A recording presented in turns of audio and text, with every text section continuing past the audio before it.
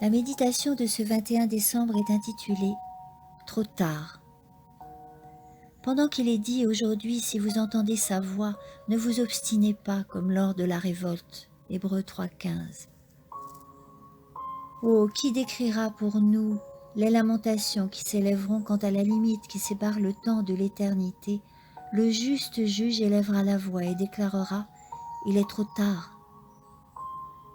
Pendant longtemps, les portes du ciel sont restées grandes ouvertes, et les messagers célestes nous ont invités et suppliés en ces termes que celui qui a soif vienne, que celui qui veut prenne de l'eau de la vie gratuitement. Apocalypse 22, 17. Aujourd'hui, si nous entendons sa voix, n'endurcissons pas nos cœurs.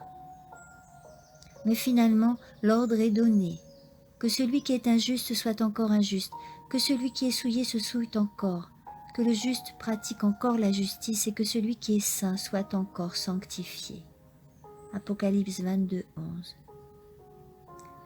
La porte du ciel se ferme, l'invitation au salut cesse. Dans le ciel, il est déclaré « c'en est fait ». Ce moment fatidique n'est guère loin.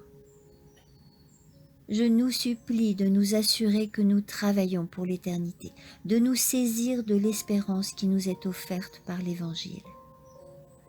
Faisons tout notre possible pour entrer par la porte étroite, car si nous ne faisons que chercher, nous n'y parviendrons pas. Le monde est alourdi du poids de la malédiction du péché, de la violence et de la corruption, tout comme dans les jours de Noé. Et pourtant, en cette période effrayante de l'histoire de notre monde, plusieurs sont endormis. Ils ont arrêté de faire des efforts pour devenir chrétiens. L'honnêteté, la noblesse, la pureté de l'âme, la communion avec Dieu et avec les anges, l'espérance d'en haut, l'héritage éternel, les joies inébranlables et le bonheur incommensurable sont notre droit d'aînesse. Échangerons-nous ces trésors contre les plaisirs du péché? À quoi nous serviront les plaisirs mondains quand le monde sera englouti comme Sodome et détruit comme Gomorrhe?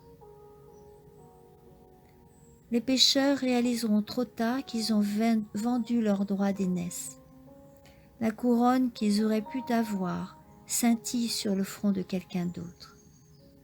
L'héritage qu'ils auraient pu recevoir est perdu.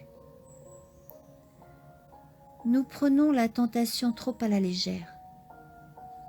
Faisons-y attention. Faisons aussi attention à la manière dont nous nous vantons de notre force. Le Christ est notre source éternelle de puissance. Confions-nous en Dieu. Saisissons-nous de sa force, et il fera de nous un conquérant et nous donnera la couronne de victoire.